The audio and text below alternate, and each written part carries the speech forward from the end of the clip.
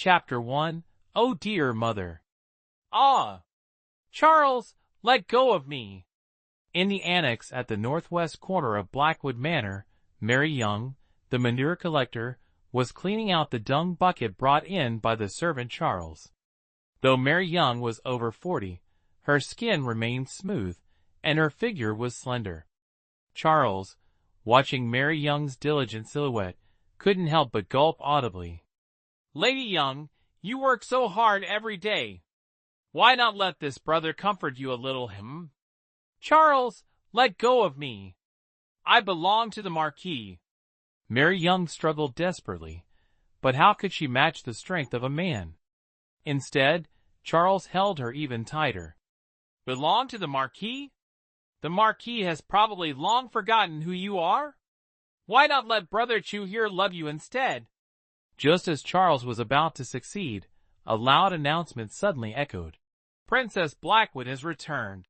This announcement was like a death warrant, causing Charles to immediately withdraw his lecherous hands, tighten his belt, and hurriedly flee outside.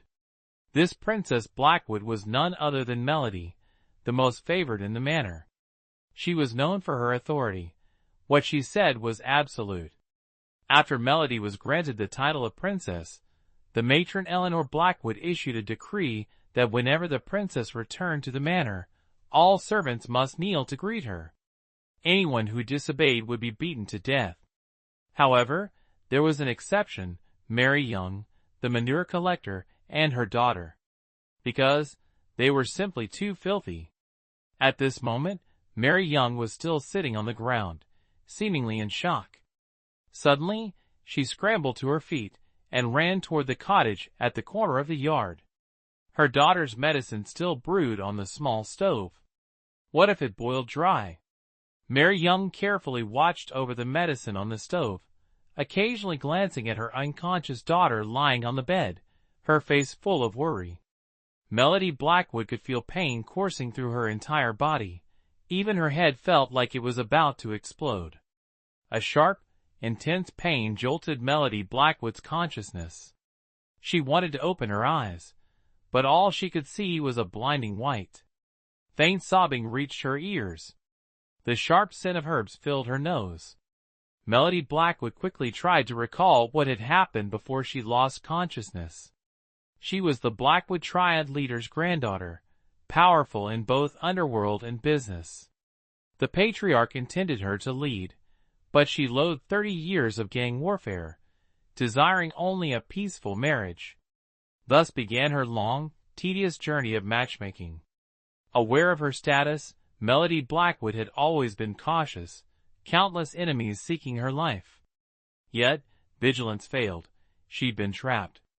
Melody Blackwood slightly moved her fingers, feeling the texture of the bedsheet.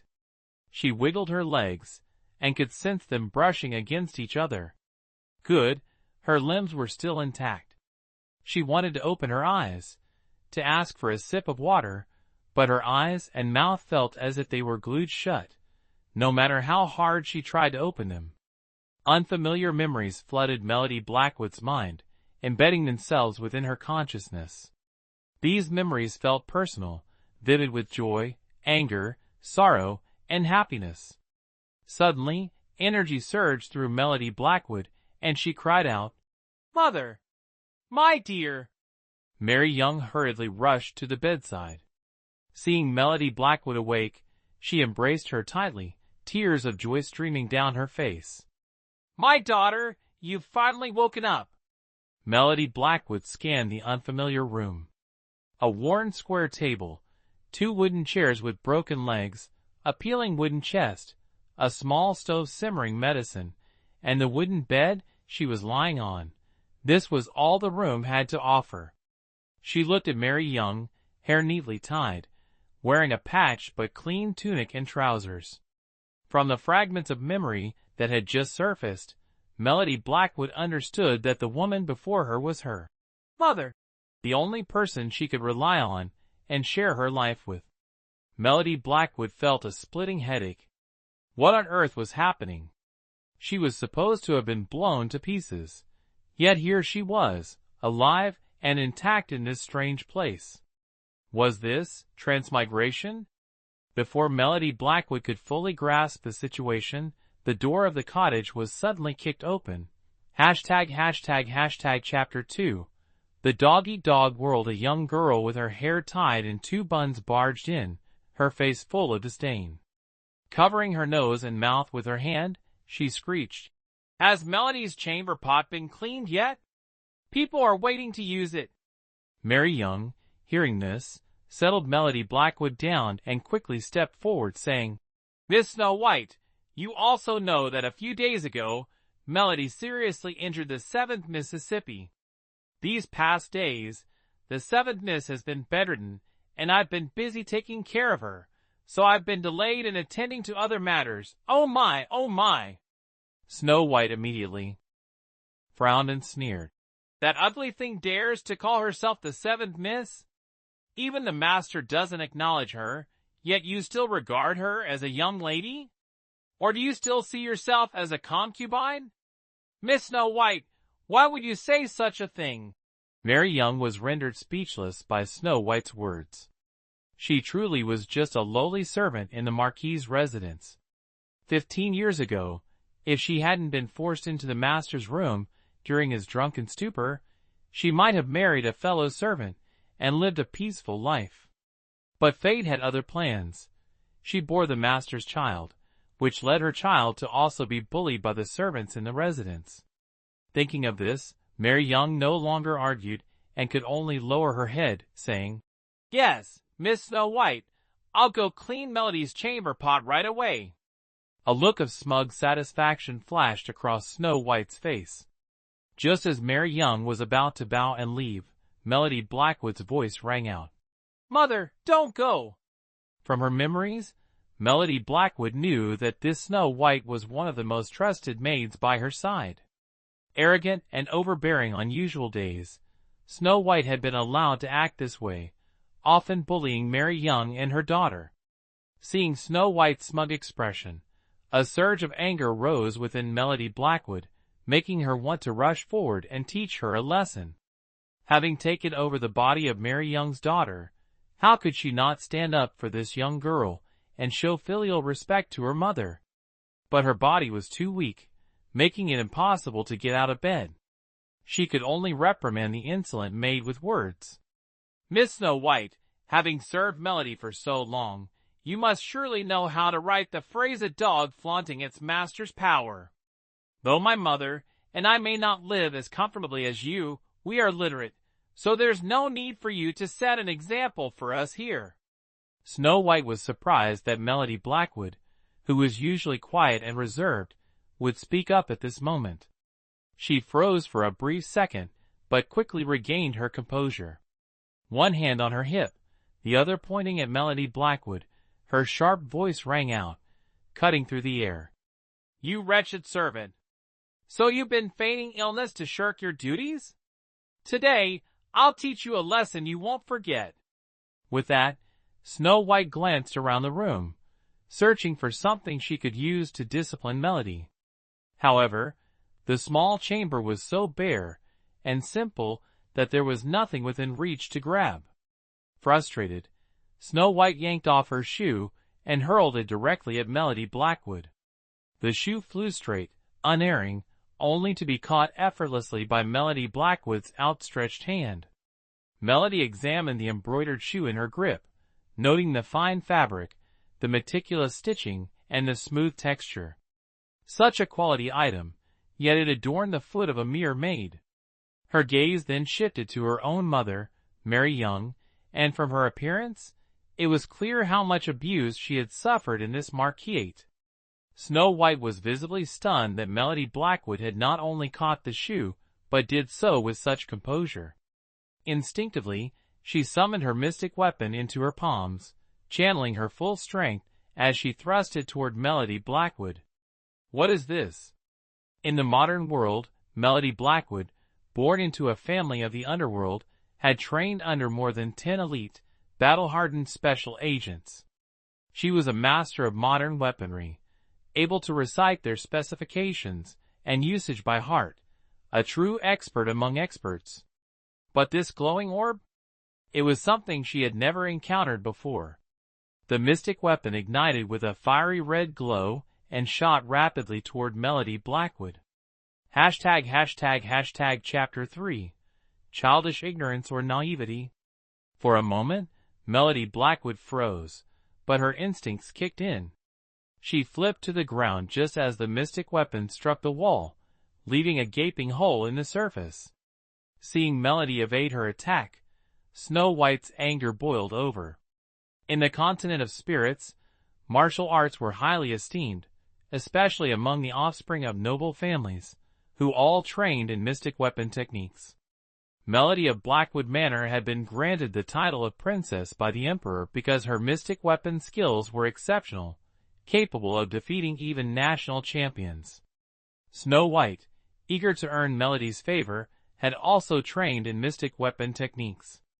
Among the servants of the Marquisate, no one had ever been able to dodge her strikes, until now.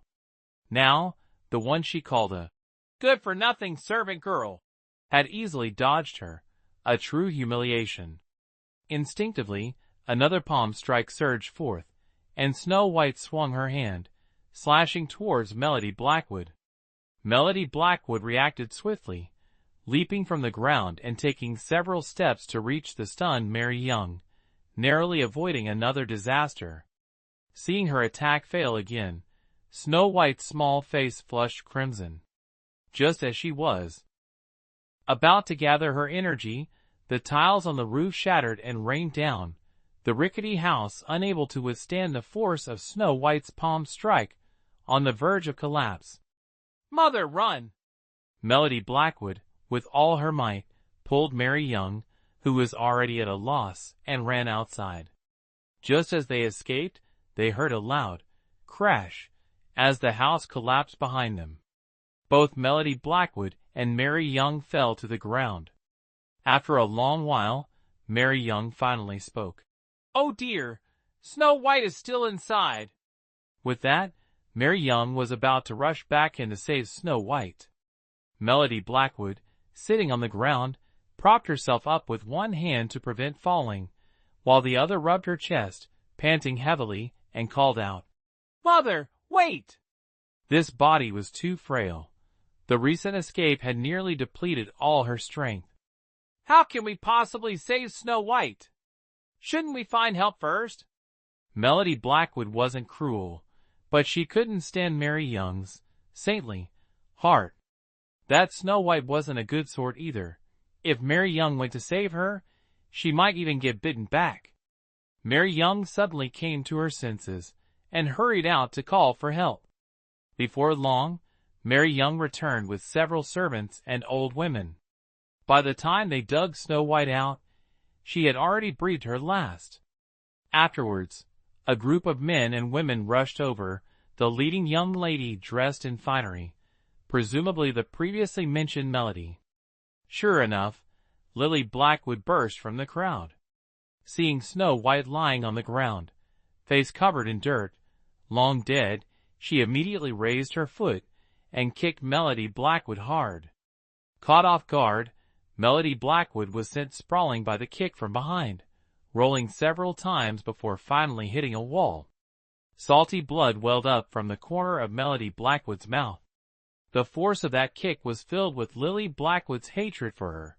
How could a frail young girl endure it? "Melody!" Mary Young cried out in horror, rushing forward to embrace Melody Blackwood, heartbrokenly wiping the blood from the corner of her mouth. Lily Blackwood tried to advance further, but a tall, masculine figure blocked her path. "Melody is skilled in martial arts. Why make things difficult for a gravely injured young lady?" Lily Blackwood paused, seeing it was Prince William Monroe shielding her. The fury in her eyes subsided slightly, but her mouth remained unforgiving. "This little bastard killed my beloved maid. How can I not demand her life?" "Lily, don't speak nonsense." Marquis Arthur Blackwood finally spoke. Arthur Blackwood respectfully apologized to William Monroe. "Your Highness, please forgive my daughter's youthful indiscretion. I will discipline her severely." William Monroe cleared his throat, glancing at the gravely injured Melody Blackwood, his voice just loud enough for Arthur Blackwood to hear. "This is a family matter of the Marquis. I shouldn't interfere.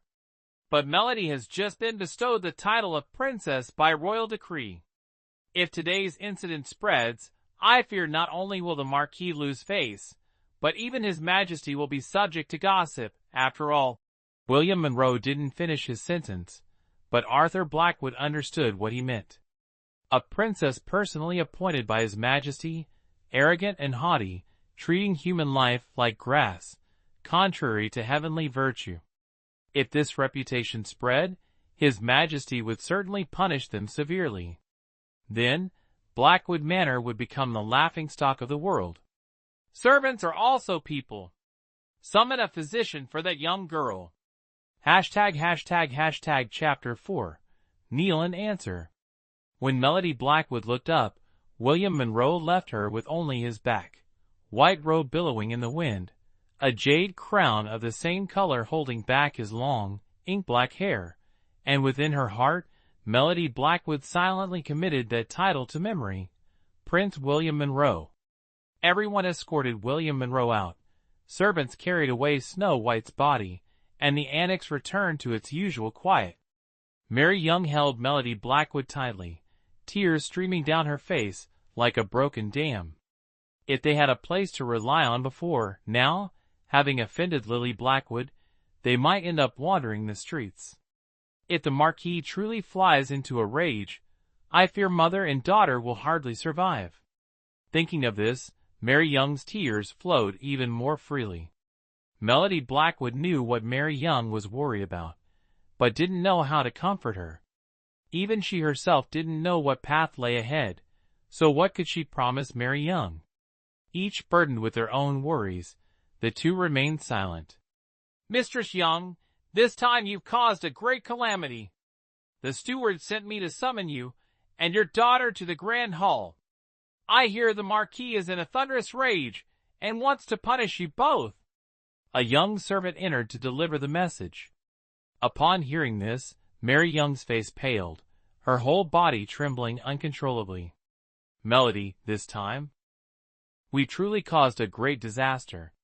When we see the Marquis later, don't say anything, let me speak." "Mother!" Hearing Mary Young's words, Melody's voice choked with emotion. In her past life, Melody Blackwood had never known a mother's love.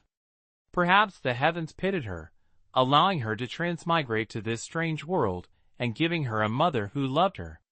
Melody Blackwood swore to herself that she would never let Mary Young suffer any further injustice. She would take good care of Mary Young and repay her kindness. Melody Blackwood and Mary Young arrived at the front hall, and just as they were about to enter, a teacup flew out from inside, landing right in front of Melody Blackwood. Then came Lily Blackwood's shrill voice from within. "You lowly servant girl, you still dare to enter the main hall?" As soon as she finished speaking, the steward came out. Seeing Mary Young's frightened appearance, he frowned, pointed at the broken porcelain pieces, and said with contempt, "Melody told you two to kneel here in response." Not daring to resist, Mary Young quickly pulled Melody Blackwood behind her, preparing to kneel on the broken porcelain. Melody Blackwood pulled Mary Young back with one hand, raised her head, and puffed out her chest, and said to the steward, "This young lady only kneels to heaven, earth, and her parents. You want me to kneel to her? Don't even think about it. You want to die." Lily Blackwood stormed out of the room, raising her hand to slap Melody Blackwood's face. Remembering the previous incident, Melody Blackwood quickly dodged, but unexpectedly, Mary Young shielded her. Lily Blackwood's slap landed hard, causing half of Mary Young's face to swell up. Seeing Mary Young faint on the ground after being struck by Lily Blackwood, Melody Blackwood glared fiercely at Lily Blackwood, filled with enough hatred to tear her apart. Lily Blackwood raised her hand again, but was stopped by Arthur Blackwood's shout. "Enough, Lily! Stop this commotion!" "Father!" Lily Blackwood stamped her foot in protest, then ran to Arthur Blackwood's side, her voice trembling with a fake sweetness. "Father, This servant girl killed my most beloved maid. It's a slap in my face. I must vent this anger. Arthur Blackwood frowned. He had always prioritized Lily Blackwood's cultivation, neglecting other aspects of her upbringing, fearing that she would be at a disadvantage even if she married into the royal family. Lady Eleanor Blackwood, who had remained silent until now, spoke up. Lily, you should listen to your father. Your father will handle everything. Seeing her mother also speak up, Lily Blackwood reluctantly stepped aside, but her eyes were still filled with murderous intent. Arthur Blackwood shook his head helplessly and instructed the steward. Let them in. The steward personally escorted Melody Blackwood and her mother into the main hall. Inside the vast main hall, Arthur Blackwood and his wife, Eleanor Blackwood, sat formally in the center, their sons and daughters flanking them on either side, while the concubines stood respectfully behind their children. Upon seeing Mary Young's face, Arthur Blackwood's brows furrowed even deeper, and he instructed the steward to take her to receive medical attention first. Seeing that Mary Young was temporarily out of danger, Melody Blackwood felt slightly relieved. Ignoring the murderous glares from Lily Blackwood and Eleanor Blackwood, she politely knelt before Arthur Blackwood. Daughter greets father, mother. Having said that, Melody Blackwood kowtowed, her forehead striking the floor with a resounding thud, a sincere obeisance to Arthur Blackwood and Eleanor Blackwood seated above. Rise, Arthur Blackwood said indifferently. Despite his tone, his demeanor was significantly warmer than before. Yet, Melody Blackwood remained kneeling, unmoving. Chapter 5. A Servant's Fate. Truly despicable my fate. Lily Blackwood, never missing an opportunity for mockery, glared at her with utter loathing. Melody Blackwood, as if deaf to her taunt, lifted her head to meet Arthur Blackwood's gaze. Her eyes, placid as an autumn lake, seemed to belong to a different person. Arthur Blackwood, discomfited by her stare, cleared his throat and said, Rise. Though his tone had softened somewhat, the figure on the floor remained motionless. Eleanor Blackwood, standing beside him, let out a soft gasp. Narrowing her eyes, she scrutinized Melody Blackwood from head to toe, as if discerning something unusual about her.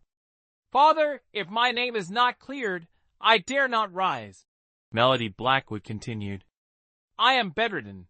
How could I possibly kill someone, let alone a maid with a mystic weapon? This time, the death occurred in my room. I dare not claim complete innocence, but this accusation of murder, I beg Father to investigate thoroughly. Perhaps someone with malicious intent deliberately framed me, ultimately reaping what they sowed?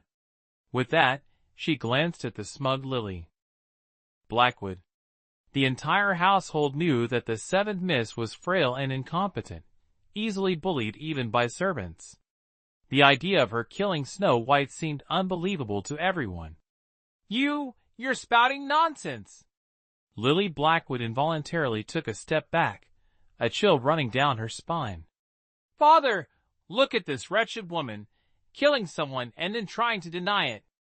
Unwilling to argue further with Melody Blackwood, she turned to Arthur Blackwood, pouting with feigned grievance and innocence. Melody, it's Father's fault. For many years, I have neglected you and your mother. Arthur Blackwood seemed to have a sudden epiphany, his face filled with remorse.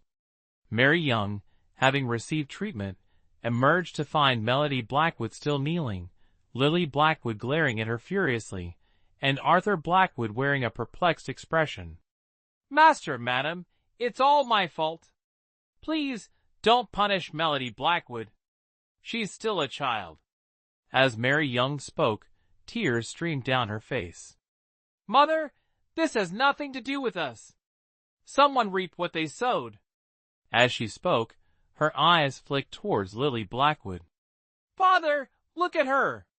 Lily Blackwood stamped her foot, whining and pointing at Melody Blackwood. Arthur Blackwood looked at her, signaling her to be silent.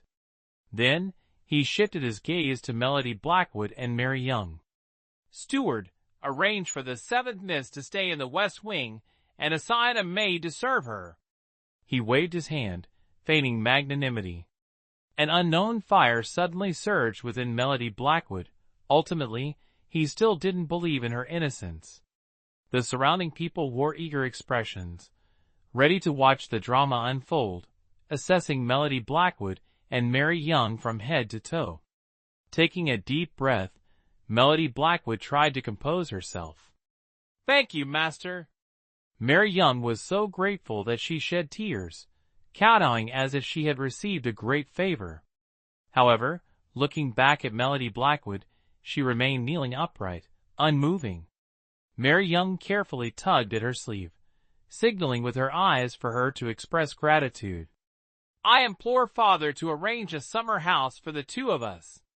Chapter 6. What sort of thing are you? Ungrateful. Father has already overlooked your transgressions, and yet you still have the audacity to ask for more. Melody Blackwood sneered, looking contemptuously at Lily Blackwood with an even more disdainful expression than hers.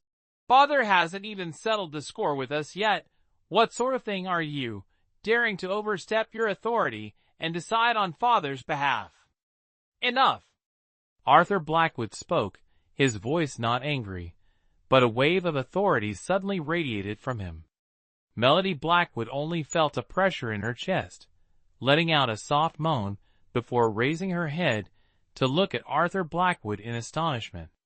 This man was unexpectedly formidable. However, the uncomfortable feeling quickly disappeared.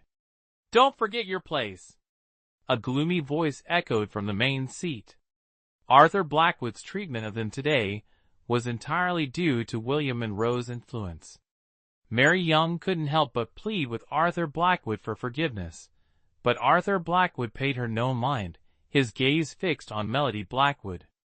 Seeing Arthur Blackwood's indifference, Mary Young immediately shifted her focus to Eleanor Blackwood. "Madam, Melody is young and doesn't understand things. Please be magnanimous and forgive her." Eleanor Blackwood nodded slightly, displaying her usual benevolent and virtuous demeanor. Her vague response only made Mary Young more anxious. "I implore Father to grant us a separate summer house." It was the same request. Melody Blackwood looked at Arthur Blackwood fearlessly, completely ignoring his warning. "Melody, enough. Don't say any more. Mother, don't worry, I won't do anything foolish." Melody Blackwood looked at Mary Young with reassuring eyes, her bright, sparkling gaze captivating. Eleanor Blackwood narrowed her eyes at Melody Blackwood, glancing around before a gentle smile spread across her lips.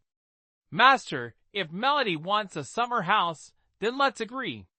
Isn't there a summer house near Endless Mountain?" Arthur Blackwood looked at her with a puzzled expression. "What do you mean, madam?"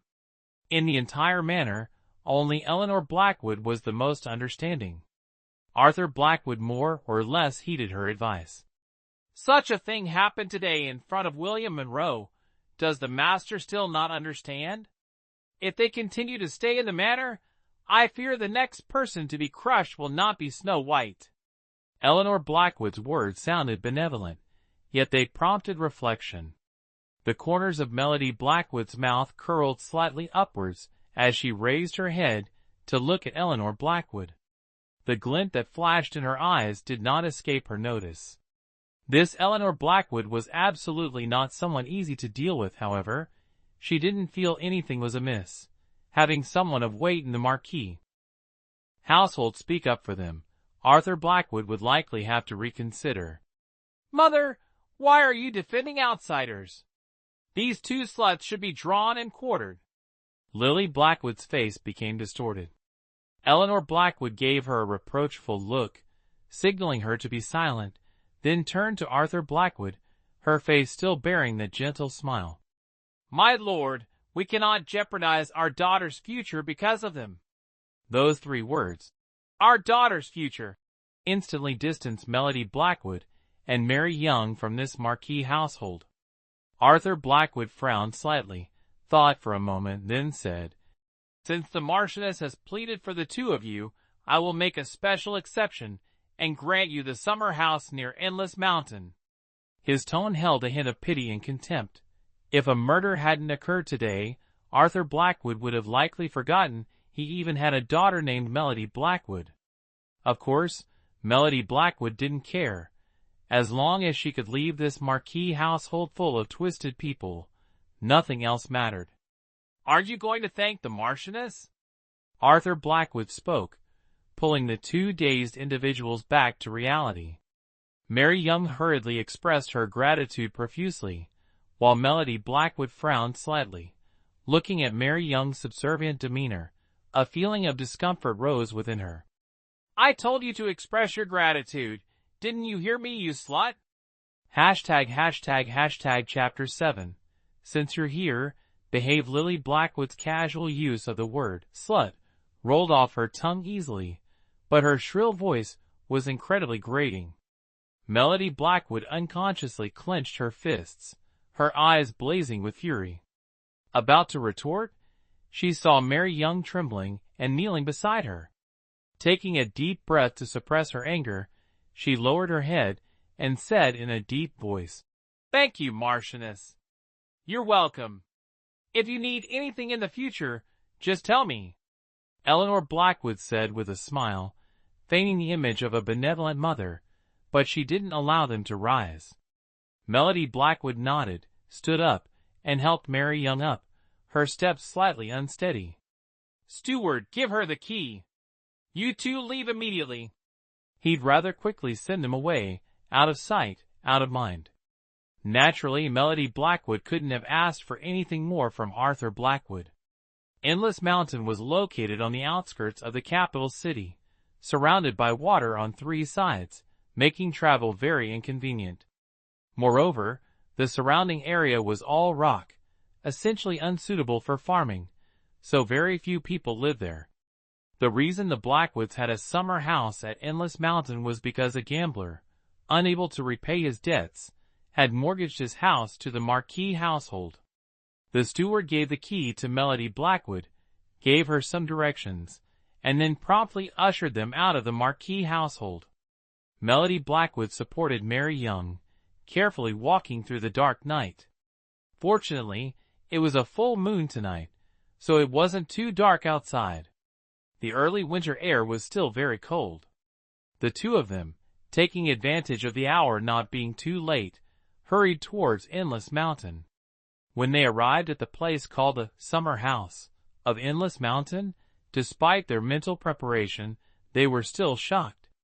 They never expected that the wealthy Blackwoods would have a summer house in this state, a dilapidated, low-slung mud house, a large log propping up the wall, and broken windows letting in the cold wind. It looked as if it was about to collapse at any moment. Melody Blackwood and Mary Young looked at each other. "Melody! Mother, let's go inside and talk." Melody Blackwood interrupted Mary Young. It took half a day's effort to open the door. Dust flew everywhere, and the smell of mildew permeated the house. Melody Blackwood couldn't help but cough a few times, groping in the darkness to light a candle. The house was full of dust and cobwebs. An antique table and a few chairs, and an old bed from who knows when. Apart from these simple things, there was nothing else. This Eleanor Blackwood is truly a bodhisattva. Melody Blackwood frowned, her expression unhappy. However, since they had arrived, they should be at peace. At least they had left the Marquis's mansion, which was a good thing. "Melody, you've suffered with me, child." Mary Young entered with a self-reproachful look. Melody Blackwood shook her head and held Mary Young's hand. "It's my fault, Mother, for letting you suffer for so many years." Mary Young nodded comfortingly, suddenly feeling that her daughter had grown up. Melody Blackwood, having never been stared at like that, was momentarily at a loss, her eyes flickering. "Mother, you're tired. I'll tidy up a bit, you rest early." However, as soon as she said it, she realized there was nowhere to sleep. Smiling awkwardly at Mary Young, she gently wiped the dust off a chair and helped her sit down. "I've let you Down, mother. Tomorrow morning, I'll go and buy some things. This place couldn't compare to her previous life. However, there was one thing Melody Blackwood could never find in her past life. Mary Young nodded and took a silver ingot from her waist, placing it in Melody Blackwood's hand. I'm useless, mother. After all these years, this is all the silver I've saved. Tomorrow, when you go out, buy whatever you want. Melody Blackwood then realized she didn't have a single penny. Leaving the Marquis's mansion meant all living expenses needed to be paid by herself, but with their financial situation, even food and clothing were a problem. Tomorrow morning, I'll go out and find work, Melody. Don't worry, I won't let you suffer. With just a glance, Mary Young saw through Melody Blackwood's thoughts. Melody Blackwood shook her head, glancing at the broken window. Could she farm and support her family? She quickly dismissed the idea. Even rats wouldn't bother coming to Endless Mountain. It was nothing but barren wasteland, and even if it were cultivated, it would be useless. Otherwise, someone would be living here. Melody Blackwood couldn't help but curse that hypocritical Eleanor Blackwood in her heart. A cold gust of wind blew in from the window, and the two couldn't help but shiver. In their haste, they hadn't brought any warm clothes, and this body was frail. If they weren't careful, they could easily fall ill. Melody Blackwood inhaled the musty air and took off her outer coat, draping it over Mary Young. Melody, what are you doing? Put your coat back on. It's cold at night, mother. Wear it. I'm young and strong. Mary Young shook her head and said nothing more. Perhaps she was truly tired, as she fell asleep shortly after. Chapter 8. A few coins. Melody Blackwood stretched, realizing her body was stiff. Recalling the luminous martial art, she knew she'd be defeated within 3 moves. From the original host's memories, Melody Blackwood learned this martial art was called Xianli. Mastering Xianli meant favor with the royal family and widespread respect. But her low status barred her from training. Xianli? Melody Blackwood scoffed. I'll see what's stronger, my Chinese martial arts or your Xianli. This body, though weak, could be trained. With her vast experience, Melody Blackwood was certain she'd see results within 3 months. Melody Blackwood slipped outside. A gust of wind made her shiver. The fresh air cleared her head. Surveying her surroundings, she found a suitable spot and began her first training session since rebirth. Xianli seemed formidable, but internal power in martial arts was equally profound. People often focused on physical strength, neglecting the crucial element of internal force. Melody Blackwood's unique past life had granted her the opportunity to learn this. With internal power and her unusual techniques, she was confident she could defeat Lily Blackwood. Strengthening her body was paramount. Without it, cultivating internal power was impossible. The sun had begun to rise in the east. Melody Blackwood gently pushed open the door, peeking inside. Mary Young was still asleep, slumped over the table. The candle beside her burned out. Carefully closing the door, Melody Blackwood smiled, clutching the silver Mary Young had given her last night, and headed towards the capital.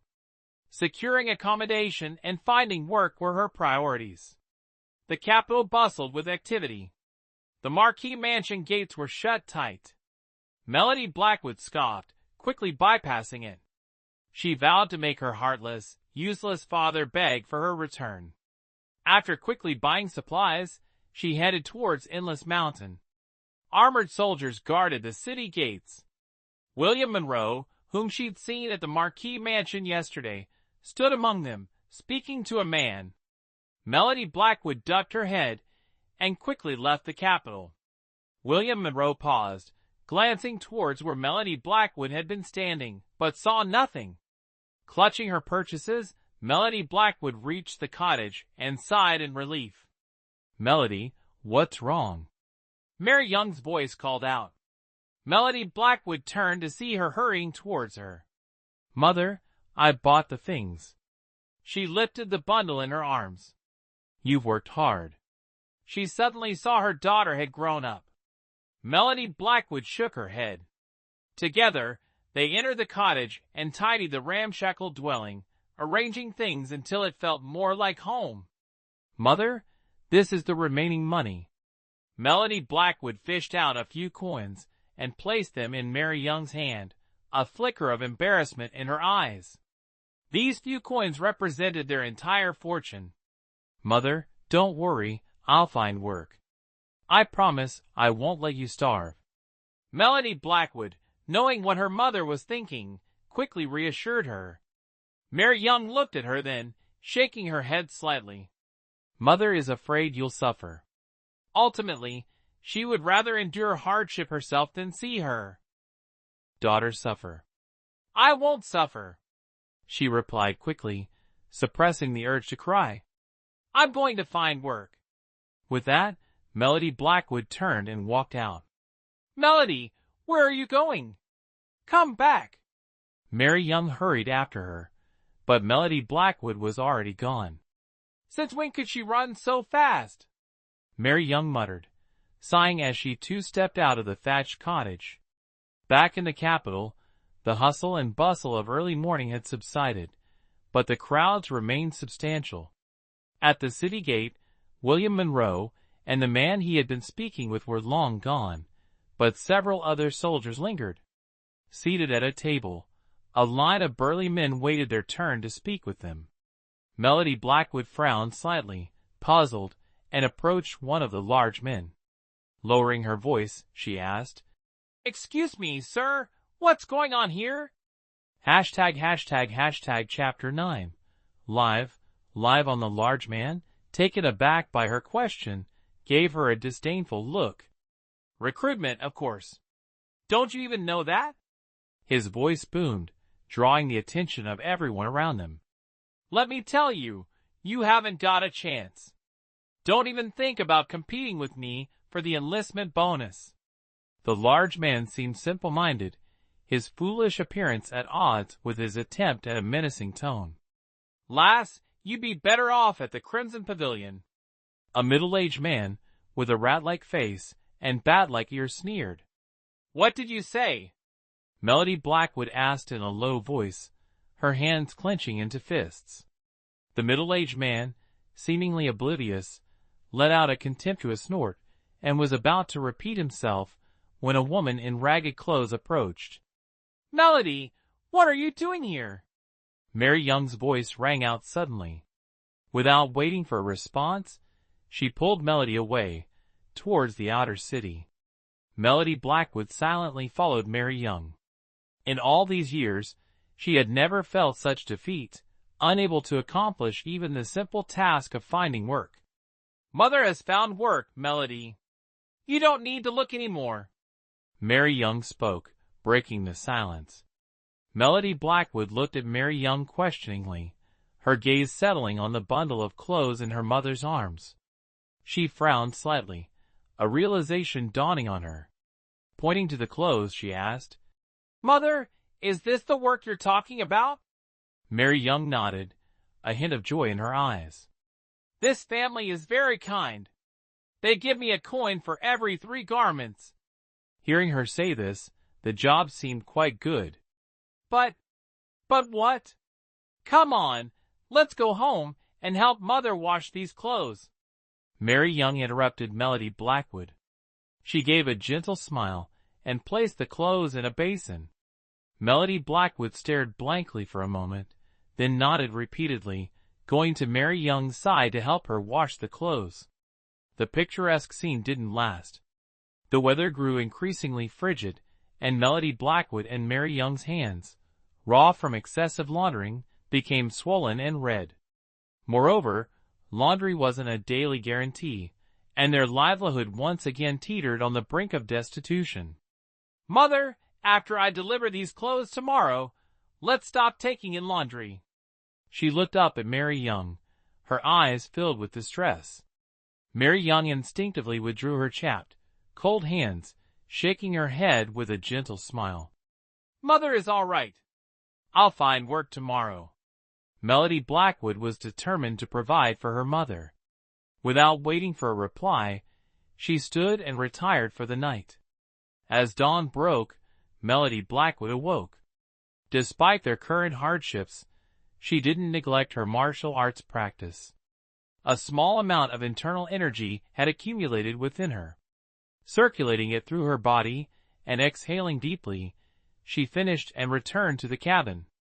"Melody, come and eat breakfast."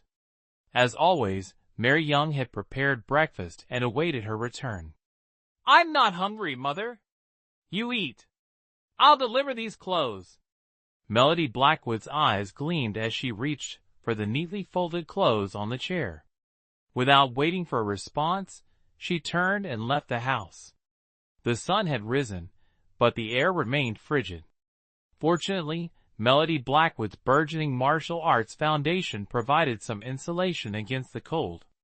A thick layer of ice coated the river at the mountain's base. Clutching the clothes, Melody Blackwood paused, then sprang into action. Channeling her internal energy, her slender form took flight, crossing the small river in the blink of an eye. A smile played on her lips. A newfound confidence bloomed within Melody Blackwood. With these skills, providing for her family shouldn't be a problem. At the city gates, soldiers were recruiting, though the number of applicants was significantly fewer than before. Melody Blackwood frowned slightly, a thought sparking in her mind. Clutching the laundry, she joined the back of the queue. Chapter 10. Men can also cause trouble on the streets. Seeing a woman in the recruitment line, everyone stared with curious eyes. Due to the small crowd, Melody Blackwood's turn came quickly. "Greetings." She offered the soldier a polite smile. The soldier stared blankly, then his face contorted with impatience. "Go away! What's a woman doing here? Don't you know this is for army recruitment? Women also have the right to defend their country. What gives you the right to look down on us?" Not only was the soldier unmoved, but his disgust deepened. Waving dismissively, he ordered two other soldiers. "Get rid of this mad woman." "You're the mad woman," Melody Blackwood retorted, but before she could finish, the two soldiers seized her small frame and dragged her several meters away. Glaring at the callous soldier, Melody Blackwood sighed, clutching the laundry, and turned to leave. Quickly ducking into a deserted alley, Melody Blackwood retrieved the clothes. "I'll show you what a man looks like," she muttered, donning a set of men's clothing and rearranging her hair. Smearing a handful of dirt on her face, she emerged from the alley. Melody Blackwood now appeared as a dusty man with disheveled hair. Returning to the recruitment area, the harsh soldier still sat there, muttering something. Melody Blackwood quickly approached, stood before him, and lowered her voice. "I'm here to enlist." The soldier lifted his head, assessing Melody Blackwood from head to toe with the same disdainful expression as before. "So skinny, and you want to be a soldier?" His words were as sharp as ever, as he waved her away impatiently. Melody Blackwood inhaled, suppressing her rising anger. "Kind sir, have pity on me. My family, young and old, depend on me. Sending me away is like sending me to my death. Father, I'm so unfilial. I intended to join the army to defend the nation and bring honor to the Blackwood family, but they won't take me."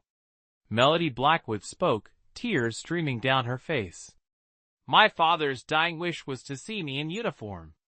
Now he's gravely ill, and I don't have money for his treatment. I can't even fulfill this last wish." The crowd of onlookers grew larger, hearing only Melody Blackwood's cries and the murmurs of the surrounding people.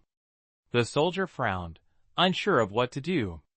"Sir, please accept this young man," someone called out, and similar voices immediately echoed the sentiment. A cunning glint flashed in Melody Blackwood's eyes.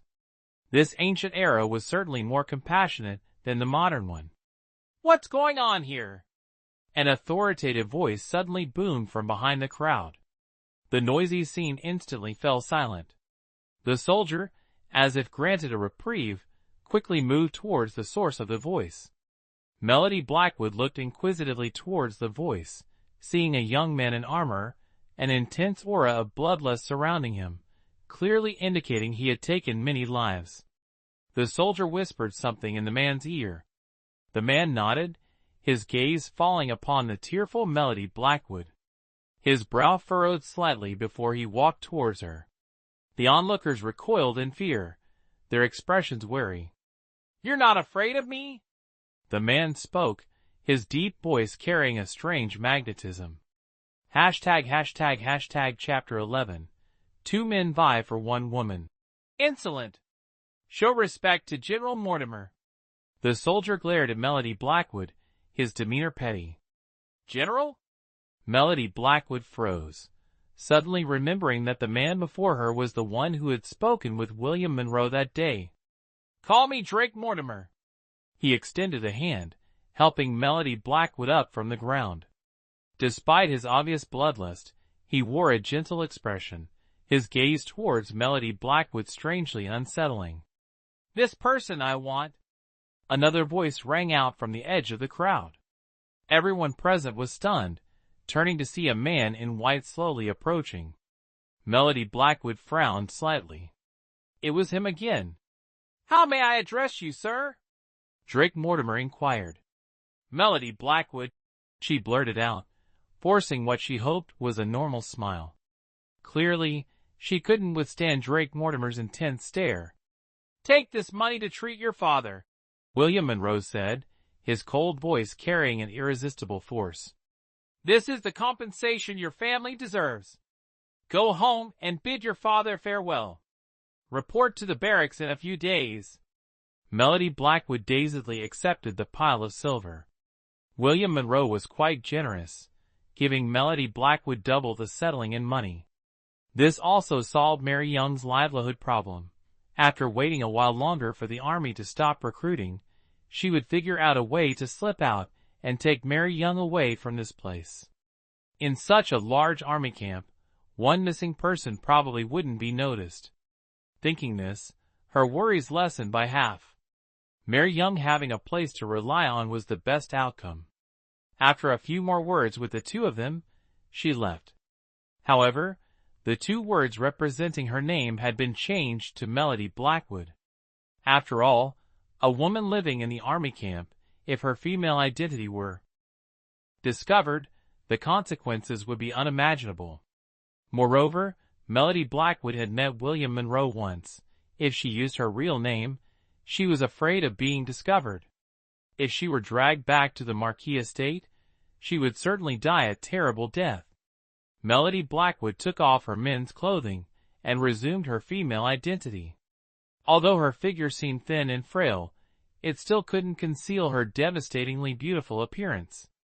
Her large, black eyes were as clear as an autumn lake, her high nose had a bit of unclean dust, and the corner of her mouth held a faint smile, indicating a good mood. Returning to the cabin, Mary Young hurried out to greet her, looking her up and down before finally letting out a sigh of relief. Her hanging heart finally settled back in her chest. Today the landlord sent someone to collect the clothes. I saw you hadn't taken them, and I thought something had happened. Mary Young held Melody Blackwood's hand and slowly walked into the house. Melody Blackwood patted her forehead, showing a remorseful expression. In her haste to infiltrate the army camp, she had actually forgotten about the clothes. She smiled apologetically at Mary Young, then looked her up and down. They didn't give you any trouble, did they? She asked, helping her sit down on a chair and gently massaging her shoulders. Mary Young shook her head. They were going to demand compensation, but seeing our circumstances, they let it go. But I'm sure they won't let me do their laundry anymore. Speaking of this, Mary Young began to worry again. Not being able to do laundry meant that a source of income would be cut off. Seeing Mary Young like this, Melody Blackwood felt extremely guilty. Her hand, which was massaging Mary Young's shoulders, paused. After thinking for a moment, she placed the settling and money William Monroe had given her on the table and said, "Mother, I found a job." As soon as she finished speaking, Mary Young stiffened on the chair, involuntarily thinking of the 3 words, "Crimson Pavilion." Staring at the pile of silver, she seriously asked, "What kind of job?" Chapter 12. Have you seen enough? Melody Blackwood looked triumphantly at Mary Young, cleared her throat, and fabricated a story about bravely rescuing a wealthy young lady from robbers. The young lady, being kind and aware of her family's circumstances, took her on as a personal maid, and the money was half a year's wages paid in advance. Throughout the entire story, she didn't mention anything about joining the army. Mary Young, deceived by Melody Blackwood's serious and excited expression, believed her without a second thought. She simply thought that Melody Blackwood, a good person doing good deeds, had found a wealthy family to work for. After all, half a year's wages in advance, for ordinary people, would be enough to live on for several years if spent frugally. "Mother, I must go to the young mistress tomorrow." Melody Blackwood spoke, her voice laced with reluctance. Mary Young fought back tears, nodding happily, constantly reminding Melody Blackwood what to be careful of outside. "There, don't go near the master. My momentary lapse in judgment caused you such hardship." After all, what Mary Young regretted most was being forced by Arthur Blackwood. If it weren't for that, perhaps her life would have been perfectly happy. "That damned old man doesn't know what's good for him." Just thinking about Arthur Blackwood made her inexplicably angry. If they didn't share the Blackwood name, she would definitely curse Arthur Blackwood's ancestors for 18 generations. "Don't be disrespectful. He is your father, after all," Mary Young hurriedly said, her tone carrying a hint of reproach. Melody Blackwood pouted, clearly disagreeing with her. "My father? Would he treat us like this?" A simple sentence plunged Mary Young into silence. Whether it was true or not no longer mattered. "Mother, you still have me. From now on, I will be your support." Melody Blackwood patted her chest, her face full of spirit. Perhaps unable to bear Melody Blackwood's departure, or perhaps lamenting her own fate, both of them cried for a long time that night. Before dawn, in the coldest part of the day, Melody Blackwood woke up early and quietly left with her luggage. If she waited for Mary Young to wake up, she would definitely be reluctant. It was better to sneak away now than to have a tearful farewell later. Although the cottage door was closed carefully, it still creaked. On the bed, Mary Young, who had her eyes tightly closed, suddenly opened them, stared at the door, sighed, then closed her eyes again, a glistening tear slowly rolling down. Before she even got close to the barracks, she could hear the rhythmic, powerful shouts.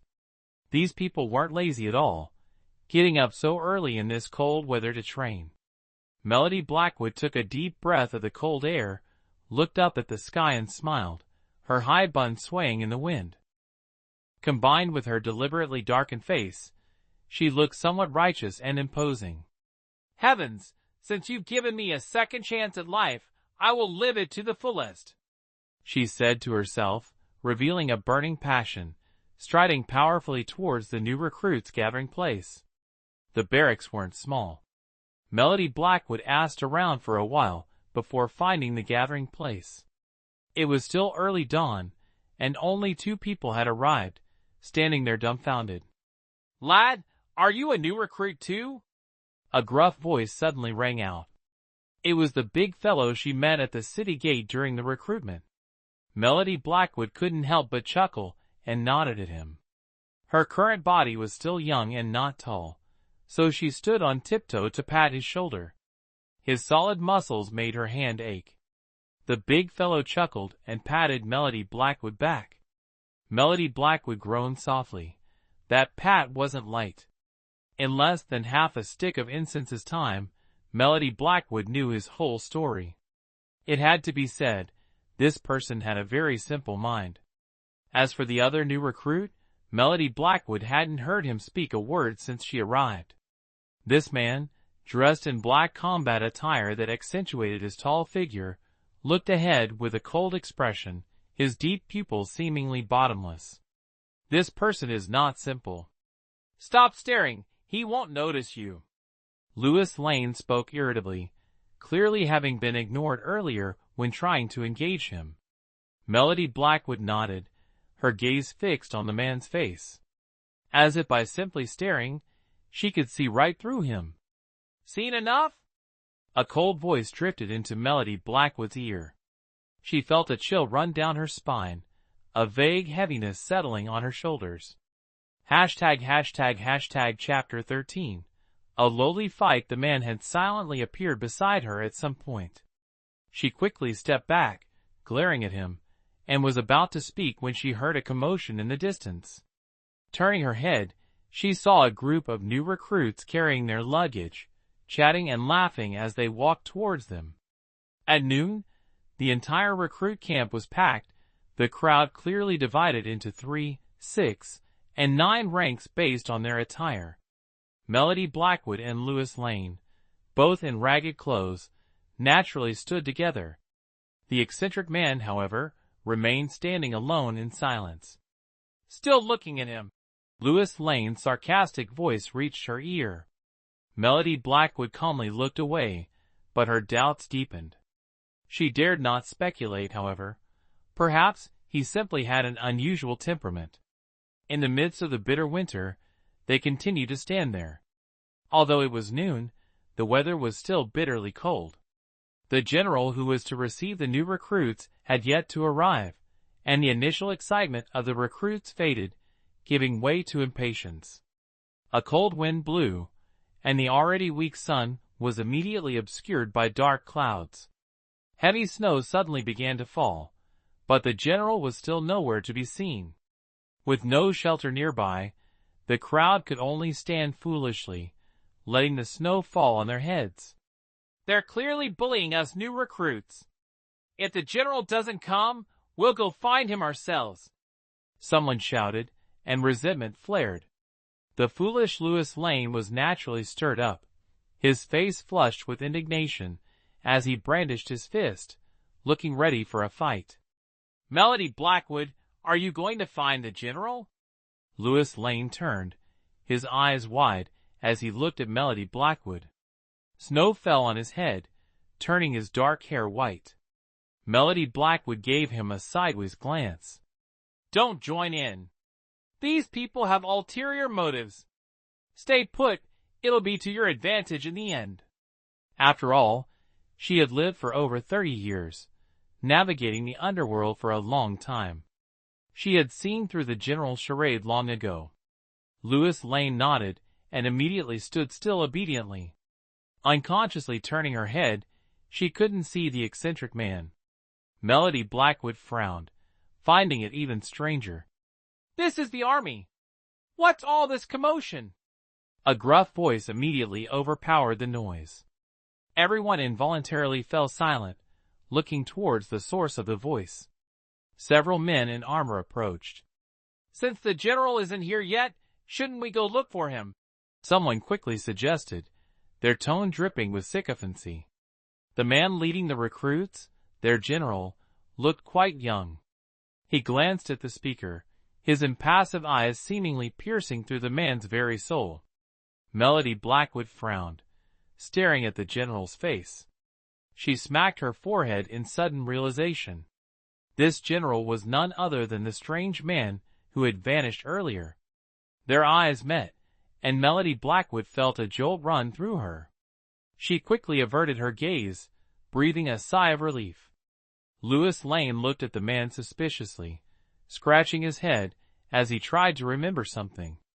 Snowflakes drifted down, and then his eyes widened. He pointed at the general. It's you? He finally remembered. This general was that peculiar man. Silence fell over the scene as everyone turned to stare at Louis Lane. Seeing his shabby appearance, most of them sneered. The man's brow furrowed slightly, his calm eyes radiating authority. He flicked his sleeve, and strode slowly past each recruit. Wherever he passed, heads bowed in fear. Melody Blackwood smirked, her slender frame barely reaching the man's shoulder. Her defiant eyes met his without fear, a playful challenge in their depths. Chapter 14. Special care. The man looked her up and down, slowly approaching Melody Blackwood until his breath warmed her face. She blushed, instinctively stepping back, but still held his gaze. The man gave a sly smile, leaning closer to whisper in her ear, "Be careful not to be discovered." With that, he gave her a knowing look. Melody Blackwood stared after him, stunned. It took a moment for her to compose herself enough to retort, but by then, he was gone.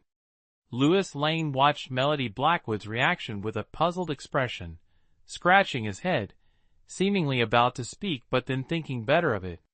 The man's steady footsteps echoed rhythmically, each one landing like a stone in the pit of everyone's stomach, creating a subtle sense of oppression. "Form ranks!" a booming voice commanded, jolting everyone to attention. Melody Blackwood reacted instantly, pulling the still-dazed Louis Lane out of the way and quickly finding a good position. Several other armored figures nodded in satisfaction, taking up positions on three sides, facing the recruits. "As soldiers, you must first learn patience," the man said, pacing back and forth. His stern gaze swept over them, clearly displeased with their behavior that day. This young general, despite his age, ran a tight ship. After laying down the law, his temper cooled. Melody Blackwood let it all wash over her. She'd heard these tired pronouncements in a past life and now, inexplicably, was reliving the experience. After the lecture, came the barracks assignments. The new recruits were divided amongst the cavalry camp, infantry camp, and chariot camp. Cavalry was the hardest, but also had the fewest openings. "Louis Lane, cavalry camp." The thin man holding the roster made a neat tick with his pen, nodded to him, and gestured towards the cavalry camp area. Louis Lane, unfazed, trotted off, looking chuffed. The cavalry camp sergeant was the same burly bloke who'd just spoken, built much like Louis Lane, but with a sharper mind, or he wouldn't have landed the sergeant's stripes. "Melody Blackwood, cavalry camp," the man called out, then frowned as Melody Blackwood stepped forward, a flicker of recognition in his eyes. He quickly called her back. "The general's orders are to look after you. Don't go to cavalry camp. You'll be deputy vanguard, under my command." Melody Blackwood paused, offered a polite smile, and shook her head. "Thank you, but I should start in the cavalry camp. The deputy vanguard position deserves someone more qualified." She declined gracefully and turned towards the cavalry camp. The sergeant's beard twitched. He started to speak, but caught the general's stern gaze and thought better of it. The cavalry sergeant chuckled, nodding at Melody Blackwood. He said nothing, but his eyes held approval. The others, however, looked at her like she'd lost her wits. Melody Blackwood sneered inwardly. Deputy vanguard was a plum position. This skinny bloke offering her special treatment in front of all the recruits clearly had an ulterior motive. Accepting would make her a target and set her up to fail. She'd seen this trick before and wasn't about to fall for it. After all, she was only here for the hefty signing bonus. Perhaps in a few days, she'd engineer a minor infraction, get herself dismissed, and be free as a bird. But she couldn't fathom who she'd offended to warrant such a blatant setup so soon after arriving. It couldn't be William Monroe. That left Drake Mortimer. He was a hard one to read, but didn't seem malicious enough to pull such a stunt. Melody Blackwood knew her life here wouldn't be easy. The snow felt thicker. The thin man, having finished assigning the recruits, hurried off, his shivering form a testament to the biting cold. The silent general spoke again, issuing instructions for their first training exercise. The task was simple: stand at attention for 3 hours. For these pampered young lords, however, It was a brutal initiation. Melody Blackwood inhaled deeply, gritted her teeth, tilted her head to look at Louis Lane, and asked, "Can you do it?" Chapter 15. Are you even a man? Louis Lane patted his strong physique and nodded confidently. Don't push yourself if you can't handle it. The general deliberately walked to Melody Blackwood's side and lowered his voice. Melody Blackwood smiled, her arrogant eyes revealing an unyielding spirit. Just standing for 3 hours wasn't difficult for Melody Blackwood. In her past life, she had carried out even more arduous missions, and she had overcome them every time. So this time would be no different. Seeing her like this, the general smiled meaningfully, said nothing more, turned around and left, his figure quickly disappearing into the heavy snow. As if the sky had opened its eyes, the incessant snow suddenly stopped, and the whole sky brightened. A thin layer of snow accumulated on the tents of the barracks, looking very beautiful from afar. "Princess Blackwood has arrived!"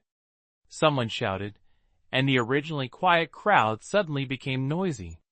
On the other side, Lily Blackwood, wearing a fox fur coat and surrounded by a group of guards and maids, slowly walked over. Her inherent arrogance was hidden deep within her bones, her eyes revealing a calmness, the corners of her mouth carrying a faint smile, looking like a lovely and friendly girl next door. Although a woman, the Emperor had granted her the right to visit the barracks at any time. Louis Lane looked at Melody Blackwood with an excited expression. He originally intended to say something, but seeing her usual calmness, he swallowed his words, looked at her in surprise, and asked, "Melody Blackwood, how can you still be so calm?" "That's Princess Blackwood coming." He couldn't help but glance at Lily Blackwood, who was slowly approaching everyone, a blush appearing on his dark face. Melody Blackwood snorted disdainfully, her eyes full of contempt, not even bothering to look at her. "So what if Princess Blackwood is here? That's our goddess. Are you even a man?" Louis Lane suddenly turned scornful, his eyes intentionally or unintentionally glancing down between Melody Blackwood's legs. He looked, then shook his head regretfully, as if thinking of something. Melody Blackwood glanced at him. "Appearances can be deceiving. Don't speak in absolutes." "Goddess?" What a joke.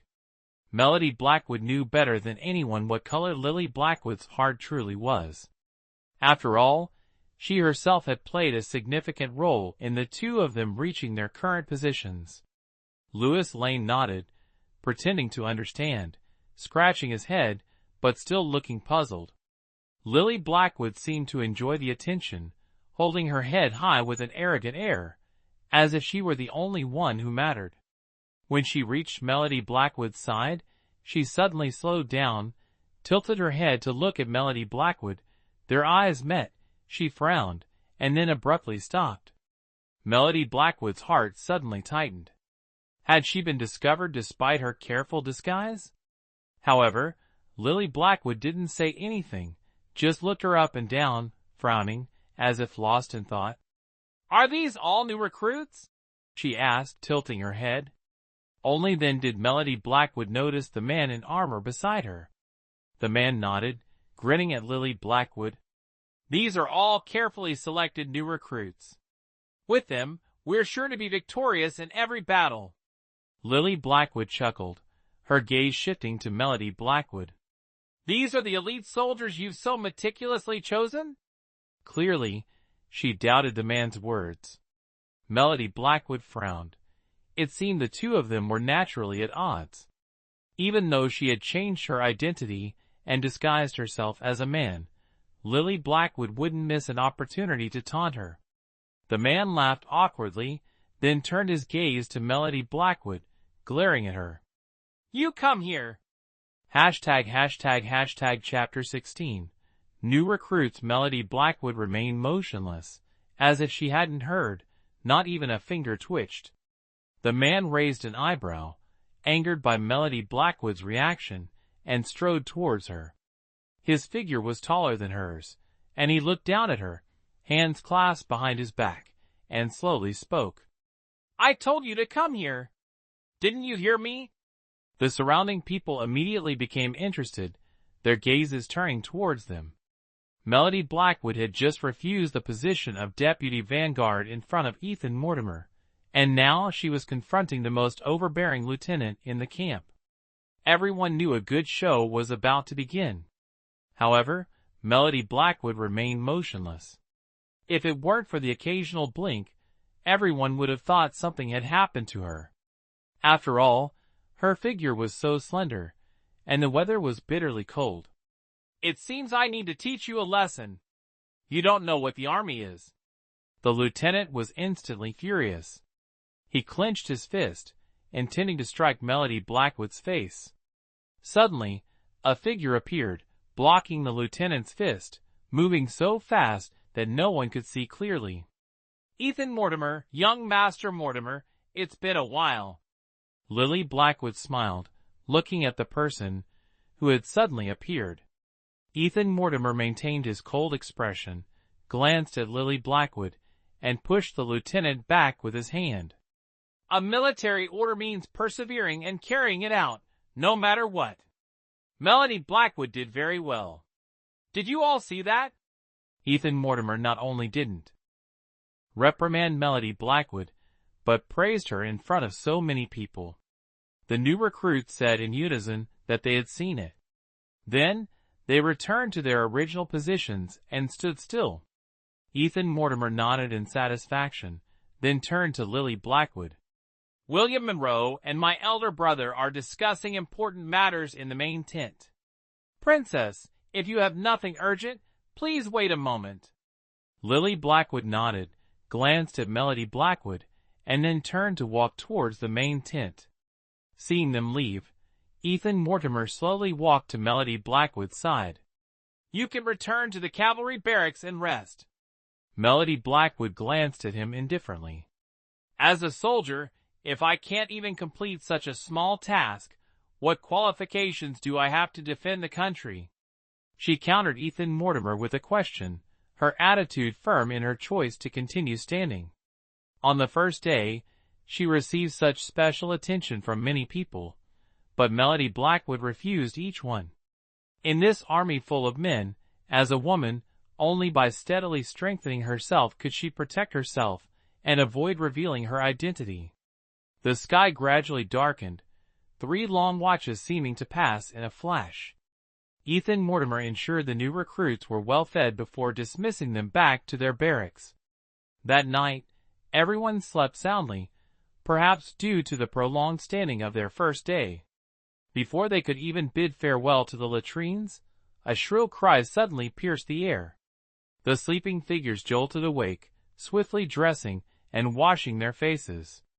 Sergeant James Clayton had instructed them the previous evening that upon hearing the morning gong, they were to rise, wash their faces with utmost haste, and assemble at the training grounds.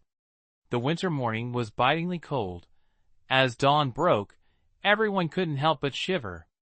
"I hear that whenever there are new recruits, the first thing Sergeant Clayton does is have them train war horses." Lewis Lane, having gleaned this tidbit from somewhere, whispered into Melody Blackwood's ear, a fervent gleam in his eyes. Hearing this, Melody Blackwood was also intrigued.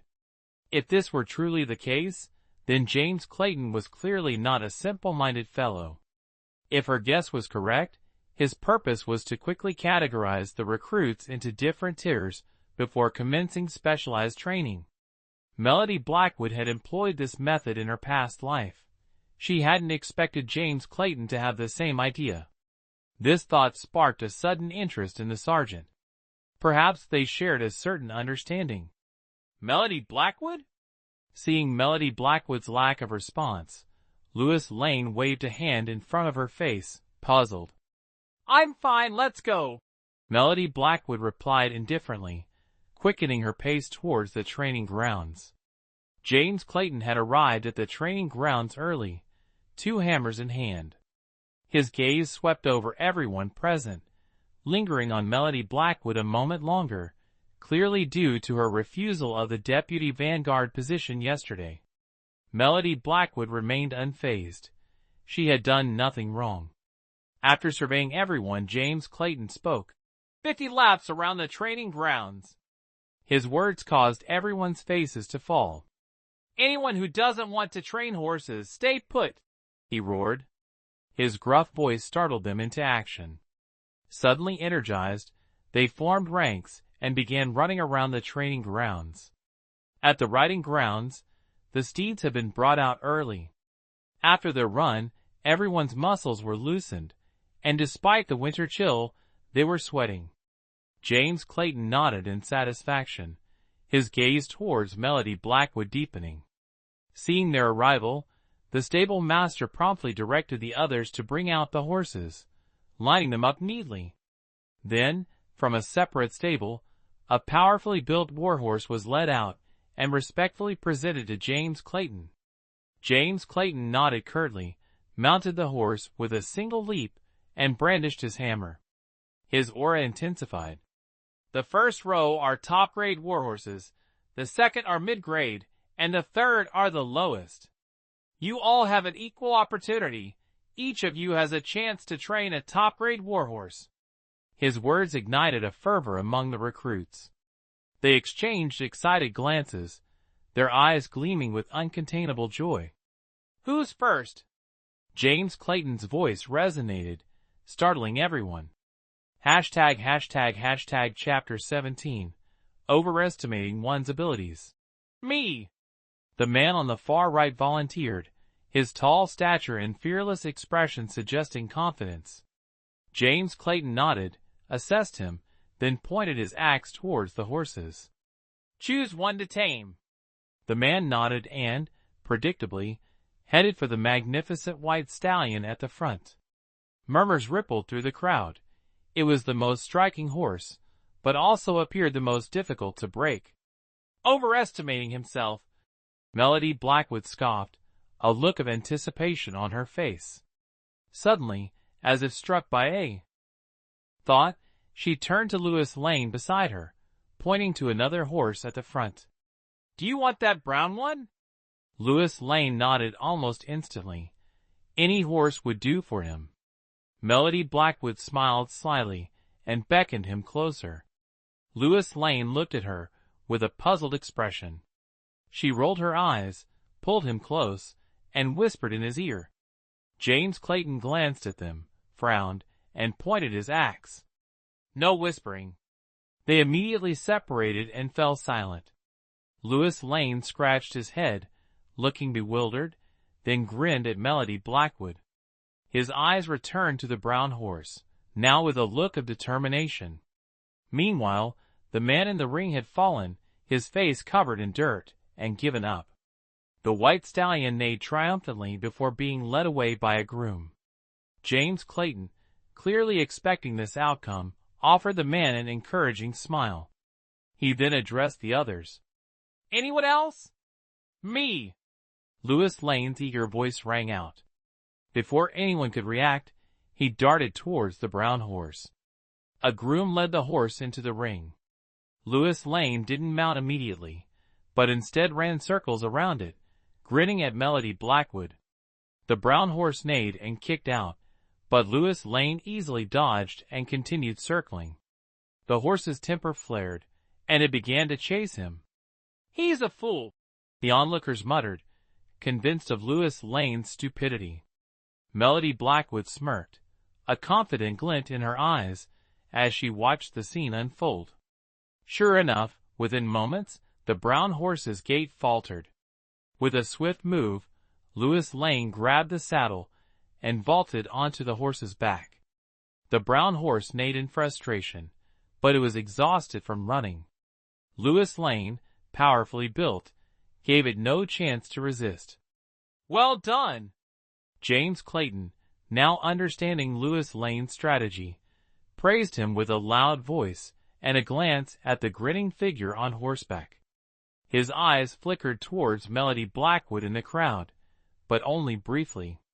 Lewis Lane smiled at everyone, rode a lap around the track, then returned to the group. He looked at Melody Blackwood gratefully, about to speak, but remembered James Clayton's earlier warning and obediently closed his mouth. Melody Blackwood silently gave him a thumbs up and winked, saying nothing. On the other side, people took turns taming the horses. Although they all chose the best breeds, only 2 or 3 truly succeeded. Compared to Lewis Lane, those few relied on genuine skill, while he used cunning. "Who's next?" James Clayton asked, looking at the remaining people. Melody Blackwood narrowed her eyes, looking at the remaining steeds. Sure enough, the horse she had her eye on was still there. "I'll go!" A clear voice rang out as the somewhat slender figure of Melody Blackwood stepped forward from the crowd. She smiled and nodded at James Clayton, then strode towards the most unassuming-looking horse in the front row. Those who had held expectations for Melody Blackwood collectively sighed. The black horse was not only unusually thin, but also had sparse fur. Its eyes lacked the spirit of the other horses. In short, it didn't look like it belonged in the front row. A sudden surge of intense interest flickered in James Clayton's eyes. The warhorse beneath him grew restless, almost as if it was afraid of something. Melody Blackwood didn't care what others thought. This horse was clearly neglected by the grooms due to its poor appearance, starved into its current gaunt state. This was like the fine steed longing to meet John Isner. Of course, for this horse, Melody Blackwood was John Isner. It was unclear whether the horse understood this or not, but when Melody Blackwood mounted it, the horse neighed and bolted as if crazed. Chapter 18, Years of War and Turmoil. Melody Blackwood smiled faintly and gently stroked the horse, her palm instantly becoming coated in a red liquid. A blood-sweating steed? This was what she had always dreamed of in her past life, and unexpectedly, she had achieved it here today. James Clayton looked at the warhorse beneath Melody Blackwood with a pained expression. He was clearly not a fool, and he knew better than anyone what kind of horse this was. He just hadn't expected that even after ruining the horse's appearance, someone would still choose and tame it. As if seeing through his thoughts, Melody Blackwood deliberately rode over to James Clayton. After exchanging a few words, she returned to her original position. "William Monroe has arrived," a racetrack guard hurriedly reported. Hearing this, James Clayton immediately dismounted and quickly went to the racetrack gate. The others followed closely behind. William Monroe, valiant and skilled in battle, had always served as a general.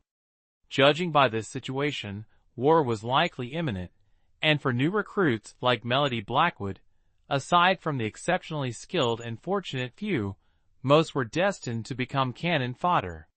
William Monroe, dressed in white and with a handsome face, approached everyone.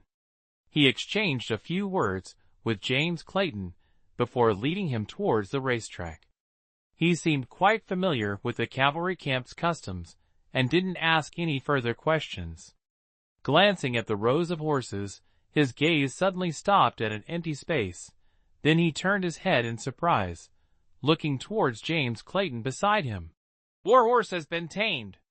This direction was precisely where the ugly horse Melody Blackwood tamed stood.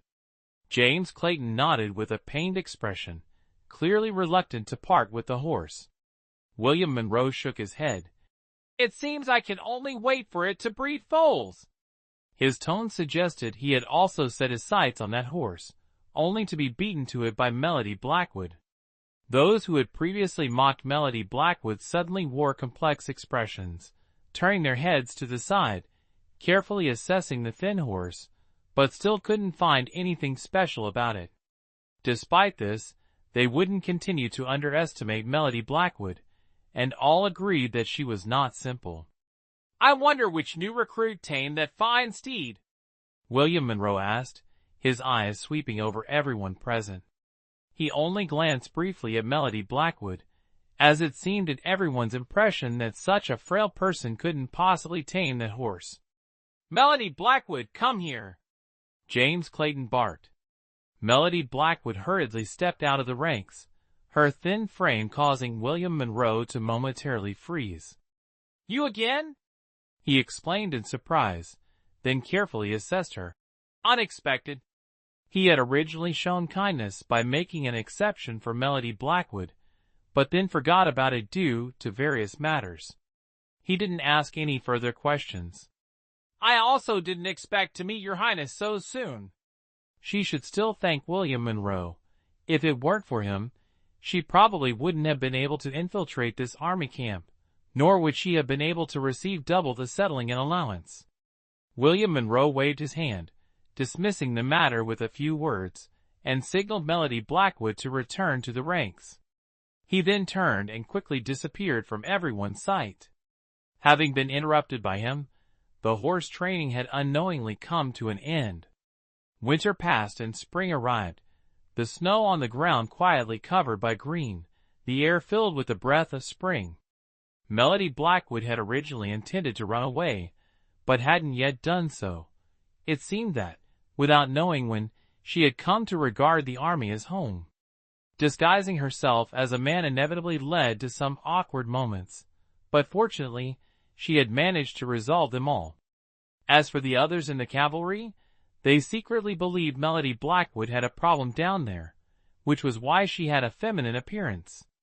Small nations were densely packed and widely distributed across the continent of spirits. Only the Yin Kingdom, the Kingdom of Qi, and the Kingdom of Zenith possessed the greatest strength, with many small nations relying on them for survival. Due to the three nations checking and balancing each other, they maintained a three-way standoff, none able to gain an advantage over the others. In the 30th year of the Yin calendar, in spring, the Kingdom of Qi suddenly dispatched tens of thousands of renowned generals to attack the border city of the Yin Kingdom. Although the Yin Kingdom was prepared, they were caught off guard, and within a short period, the border city's population suffered countless casualties. The imperial court immediately issued an imperial edict, appointing the third prince, William Monroe, as Generalissimo Xiao Yong, and Drake Mortimer as his lieutenant general, leading 500,000 troops to defend the border city and teach the Kingdom of Qi a lesson. On the same day, the Kingdom of Zenith, which had remained silent, suddenly announced its alliance with the Kingdom of Qi, dispatching 300,000 troops to reinforce the Qi army at the border city. They were determined to eliminate the Yin Kingdom from the continent of spirits. In a blink of an eye, the era of peace transformed into an age of relentless war. The barracks, once filled with cheer, imperceptibly grew heavy. The emperor's decree had been issued. Soon, these men would march to the battlefield to slay the enemy. And on this journey, no one could guarantee their safe return. Especially for new recruits, survival largely depended on luck. That night, campfires blazed throughout the barracks. Patrolling soldiers, striving to maintain their morale, remained ever vigilant. A frail figure flickered from the shadows. The soldiers only felt a sudden darkness before their eyes. Rubbing them revealed nothing. Exchanging glances, they nodded in silent agreement and walked together in one direction. "Who's there?" A soft call shattered the stillness. The sound of a drawn sword followed. "It's me!" A clear voice, tinged with fear, responded. The soldiers brought their torches closer, revealing a slender figure before them, clad in the cavalry's uniform. From their frail appearance, it was instantly recognizable, Melody Blackwood. "What are you sneaking around here for at this late hour?" Despite the recognition, they didn't relax their vigilance. Chapter 19. What does the general mean? "I'm on night duty. The Grand General summoned our sergeant, allowing me to leave. I'm just wandering around a bit," Melody Blackwood hastily explained, presenting her badge for their inspection. Melody Blackwood, a name they'd heard, eased their suspicions. After a few words of caution, they turned to leave. Seeing them depart, Melody Blackwood breathed a sigh of relief. With the impending war, she too would be deployed to the battlefield, her life hanging in the balance. Her sole worry was her mother at home. Thus, under the cover of darkness, she risked slipping out of the barracks to bid farewell to Mary Young. Her eyes quickly scanned the surroundings. Then, without hesitation, she headed towards the camp gate. Smiling at the gate guards, she presented her badge and stated, "Cavalry Camp Melody Blackwood, under orders from Sergeant James Clayton and Lieutenant General Drake Mortimer, to procure a warhorse." The fox-like soldiers suspiciously assessed Melody Blackwood, clearly doubting her words. Whispering amongst themselves, they nodded in agreement. Then, looking at Melody Blackwood, they said, "Wait here. We'll check with the racetrack." Hearing this, Melody Blackwood's heart skipped a beat. She knew she was in trouble. Just as she was about to speak up, a calm voice sounded from behind. "No need to go. Melody Blackwood speaks the truth." The soldiers froze, recognizing the speaker, and hastily knelt. "General." The newcomer was Drake Mortimer, the one who had previously met Melody Blackwood. After all, Melody Blackwood's presence here was partly due to him. "Rise." Drake Mortimer nodded, his white armor radiating an extraordinary aura. "Warhorses are hard to come by. I'll go with you." Drake Mortimer offered another gentle smile. His expression was unreadable to Melody Blackwood. Those deep-set eyes, like a black abyss, made it impossible to discern what lay within. "What are you still standing there for? Get going." Drake Mortimer spoke up, pulling Melody Blackwood out of her daze. Nodding her head vigorously, she hastily replied, "Yes," and followed behind him. Whether it was the oppressive atmosphere within the barracks or not, upon leaving, Melody Blackwood felt a sense of relief wash over her. Stretching out her arms, and taking a deep breath, it seemed as though all her fatigue had dissipated. Drake Mortimer slowly turned, observing Melody Blackwood with her girlish demeanor. Shaking his head slightly, he uttered a cryptic remark. "Ton has told me everything about you." Drake Mortimer's face was filled with complex emotions. "This military camp is no place for you. Once you leave, don't return. I'll tell my superiors that we were ambushed by assassins, and you sacrificed yourself to save me." Melody Blackwood suddenly recalled Ethan Mortimer's words from that day, her heart sinking. However, as someone who had navigated the edge of a blade for many years, she quickly regained her composure. "This humble one doesn't understand the general's meaning. Take this money, it's enough for you." Drake Mortimer seemed to discern her effort to maintain composure with a single glance. He retrieved a bag of silver from his side, and placed it in Melody Blackwood's hand without a word. "This humble one only wishes to protect the nation. If the general commands me to accept this silver, I shall certainly obey." She spoke, feigning naivete. The silver was indeed something she lacked, and since someone was willing to give it, she naturally wouldn't refuse. Drake Mortimer's eye twitched slightly. "Battle is no game. You, a woman, not to mention your identity could be discovered at any moment. Your life is also at risk." He didn't know why, but he, who was usually indifferent to everything, was concerned about the life and death of an unrelated person. "I am a man." Melody Blackwood deliberately deepened her voice, slapping her chest and raising her head in a masculine display. "In short, once you're out, don't come back." Drake Mortimer didn't continue the discussion with her. His tone conveyed the sincerest advice. "It's not safe at night. Let me escort you home." Melody Blackwood took a step back. "Thank you for your kindness, General, but I dare not trouble you with an escort in the heavy night dew. I will forever engrave the General's kindness shown today in my heart." Chapter 20. Robbery or Abduction. This time, she made no attempt to conceal anything. Her bright eyes met Drake Mortimer's across from her, and for a moment, she was captivated by his deep, dark gaze, as if falling into a black hole from which escape was difficult. "All right." Drake Mortimer, knowing further words were futile, conceded to Melody Blackwood's wishes. "Thank you," she said, then turned and quickly departed, her small figure soon disappearing into the night. The location was some distance from Endless Mountain, and Melody Blackwood wasn't in a hurry to return. After all, it was currently night. A sudden return would likely arouse Mary Young's suspicion. Melody Blackwood found a sheltered spot, thinking to rest for a while, and return after daybreak. Melody Blackwood was just about to doze off when a potent murderous aura suddenly descended from all directions. This aura was definitely not something that could be formed overnight. Such a thing would never appear without extensive killing.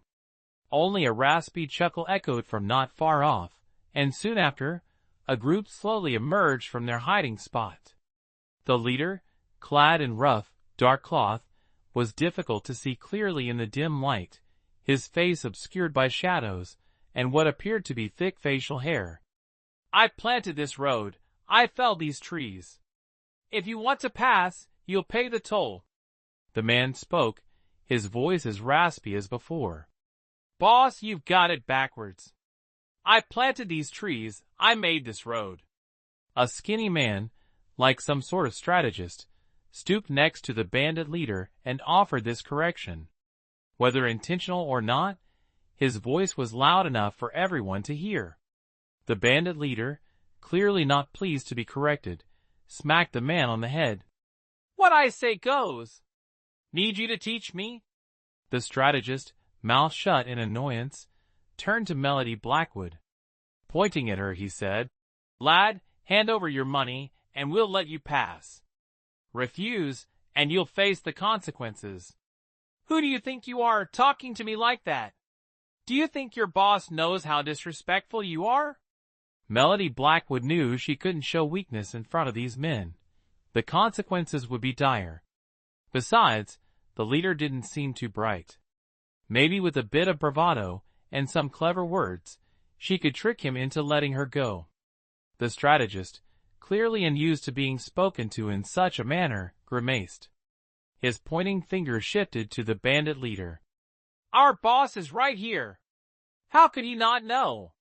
The bandit leader glared at him, a look so sharp that even Melody Blackwood felt a shiver down her spine. Her brief moment of confidence evaporated, replaced by a gut feeling that this bandit leader was not as simple as he appeared. "Lad, don't think your smart words will save you. Pay up, or leave your life here." The bandit leader, seemingly sensing Melody Blackwood's defiance, decided to speak himself, cutting off his strategist. Melody Blackwood knew they just wanted money, but the money she had was for Mary Young. She couldn't give it to these bandits. She certainly wasn't about to give up her life, but outnumbered, escape seemed impossible. And that bandit leader, he radiated danger. She had no confidence in her ability to fight him. This body's physical limitations meant even her best martial arts skills were useless. The bandit leader lazily waved a hand. "Search the lad. See if he has anything of value. If not, take an arm." As the men approached Melody Blackwood, she suddenly felt her body go weak, her strength draining away. "It's limb-loosening powder. Don't worry," one of the bandits helpfully explained. The bandit's hand groped Melody Blackwood. She quickly recoiled, but having been struck by the soft tendon scatter, she couldn't move. "Don't touch me," she strained to say. Just then, the bandit leader appeared beside Melody Blackwood, moving so fast she couldn't see him clearly. "Get out, all of you," he ordered, dismissing everyone. Then, he looked Melody Blackwood up and down, nodding thoughtfully. "I wondered why you were stupid enough to tell us to join those bloody soldiers. Turns out you're a woman." His small eyes gleamed with an eerie green light. "Let me go," Melody Blackwood warned, her voice low, having nothing else to say to him. The soft tendon scatter's potency wasn't too strong. With a little more time, Melody Blackwood could neutralize it with her internal energy. But at this moment, the bandit leader wasn't listening to Melody Blackwood's warning. Primal desire had overtaken his reason. No matter what she said, he wouldn't hear. "Let me go, or I'll chop off your pig trotters and feed them to my crocodiles." She had never been so humiliated, but her body was powerless, unable even to struggle. "After I've had my pleasure, I'll naturally let you go," the bandit leader leered, ripping Melody Blackwood's clothes with both hands. Her white shoulders were exposed under the moonlight, and the bandit leader couldn't help but inhale deeply, his desire intensifying. #### Chapter 21. Don't move, I'm poisoned. "Let her go!" A deep voice suddenly echoed above them. A man finally emerged from behind a tree, unable to restrain himself any longer. The bandit leader, startled, looked up to meet a pair of blazing red eyes. "Get lost, don't spoil my fun." The bandit leader waved dismissively, then turned his gaze back to Melody Blackwood. "I said let her go," the man repeated, his voice a low growl like a wild beast. Seeing the bandit leader still unresponsive, he quickly stepped towards him and with a light tap, sent him flying. "You're courting death," the bandit snarled, gathering green, glowing profound energy in his hand. The man chuckled coldly, also gathering profound energy in his hand, but unlike the bandits, his was red. "Red. You're from the royal family." The bandit leader instantly lost all will to fight and turned to flee. "Royal family?" Melody Blackwood frowned slightly, her body still powerless. The man's footsteps approached, and soon a handsome face appeared before her. Melody Blackwood's heart tightened. It was him, William Monroe. "Are you all right?" he asked softly. His magnetic voice struck her heart, and an unprecedented tremor began to sprout within her. She quickly shook her head, wanting to sit up but unable to move.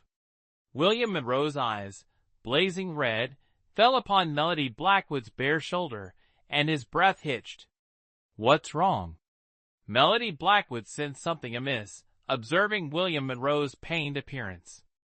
William Monroe shook his head, attempting to stand and leave, but his legs gave way, causing him to collapse onto Melody Blackwood.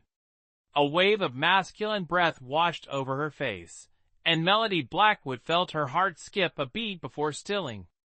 William Monroe's hands instinctively landed on her fragrant shoulders, his breathing ragged as if struggling to suppress something.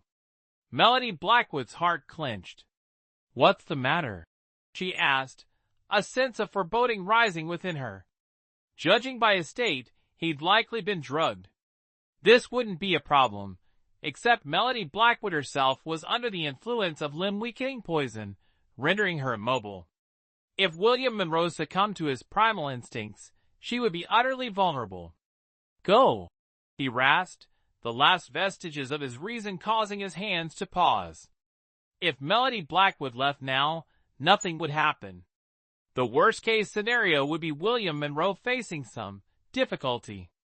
"I've been poisoned with limb-weakening poison. I can't move." She wanted to leave, but her body wouldn't obey, especially with William Monroe pinning her down. As soon as she spoke, William Monroe's hands on her body began to wander.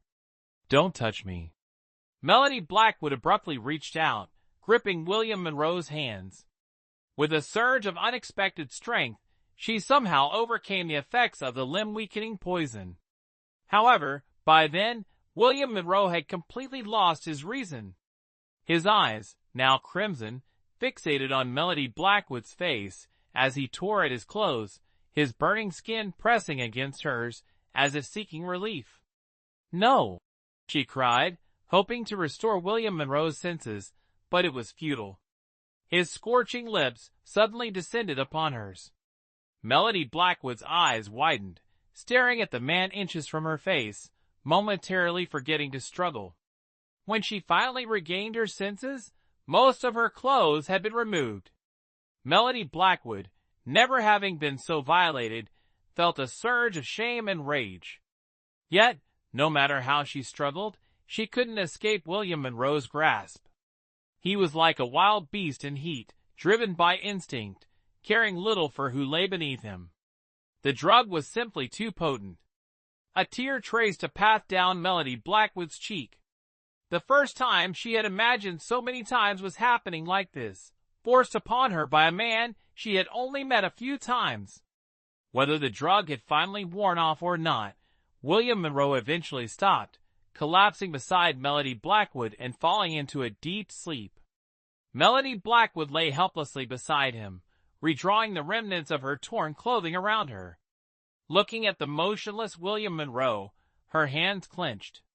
A surge of murderous intent welled up within her. In her past life, she wouldn't have hesitated to kill him.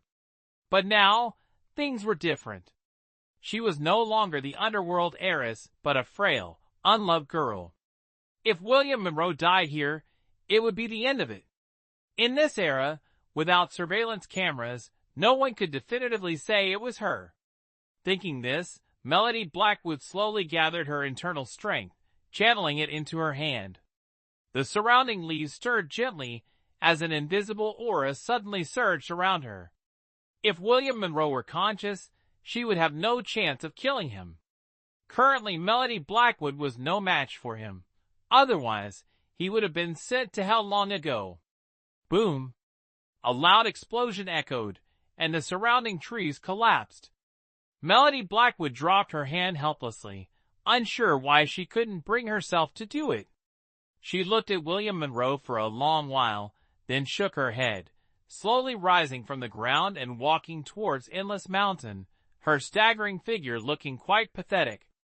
After a long time, William Monroe woke up, frowning and rubbing his aching head. He sat up, looking around but seeing nothing. He patted his head, trying to recall last night's events but couldn't.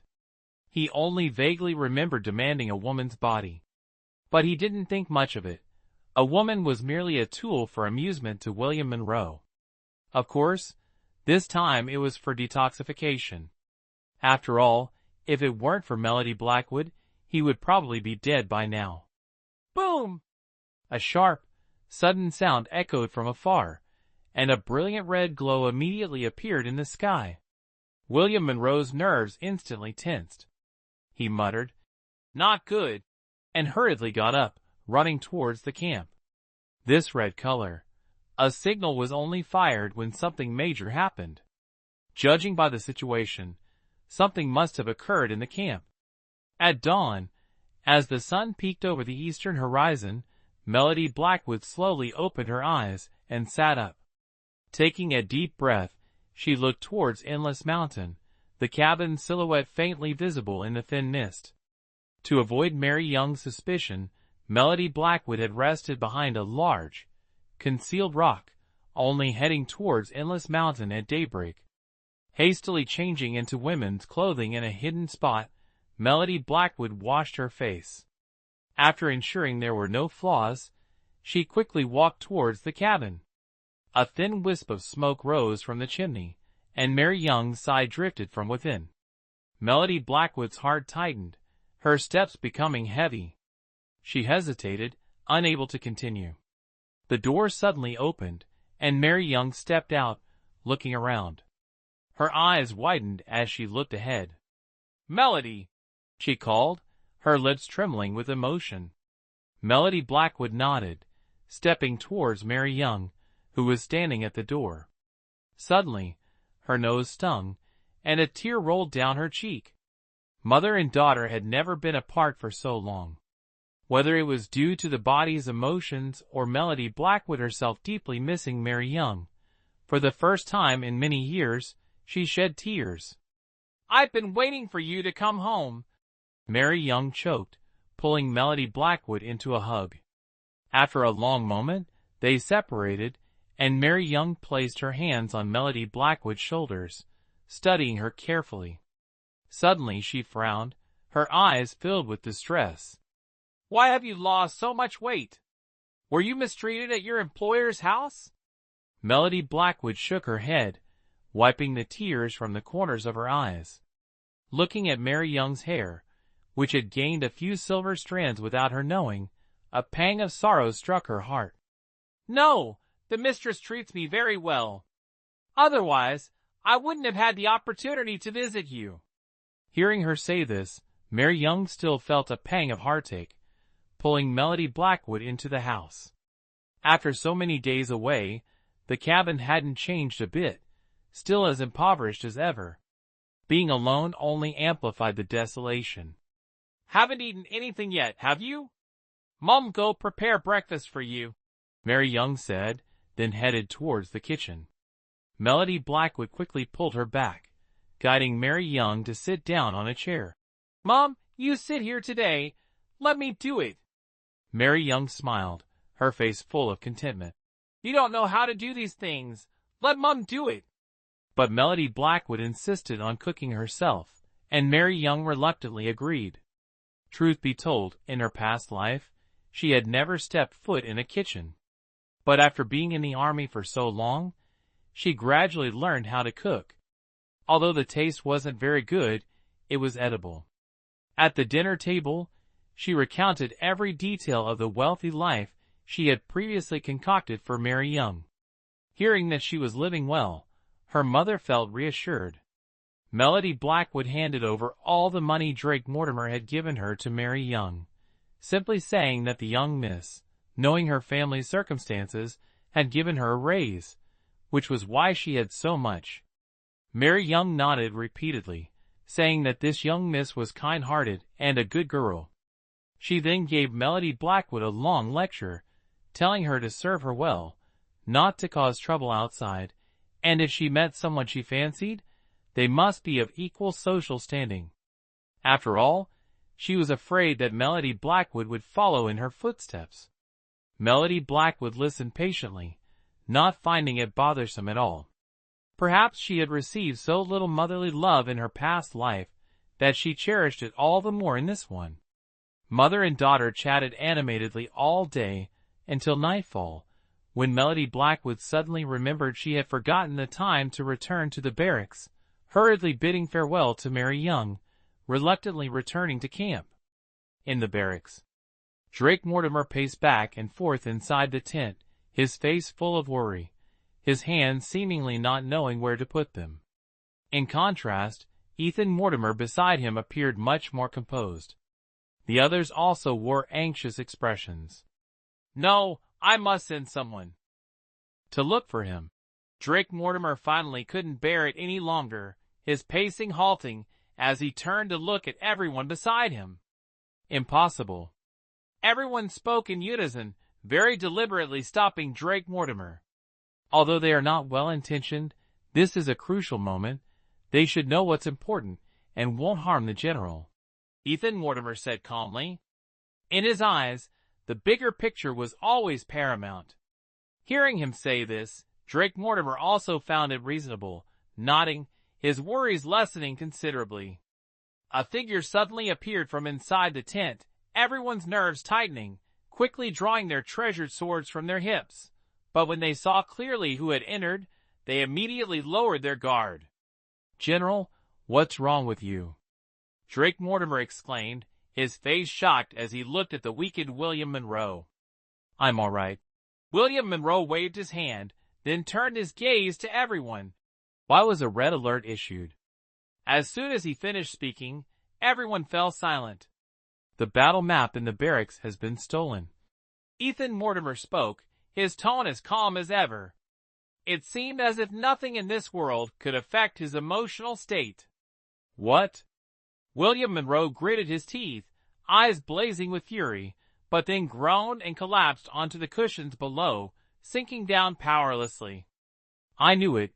They were definitely up to no good." It seemed he had anticipated this, and apart from anger, there wasn't a trace of surprise. "General, are you all right? Could it be you've also fallen victim to their scheme?" A voice rang out from the other side. The general, clad in black armor, with a stern expression, surveyed everyone, his very presence exuding a stifling silence. William Monroe nodded. "They wanted me dead, but luckily I'm still alive." A strange smile played on his handsome face as he spoke. "Since they've stolen our battle map, why don't we just beat them at their own game?" He looked at everyone, the smile at the corner of his mouth widening. Everyone exchanged glances, then turned their gaze towards William Monroe. A new plan was quietly hatched within the camp. General, for the enemy to obtain our battle map so easily, I fear there's a spy among us.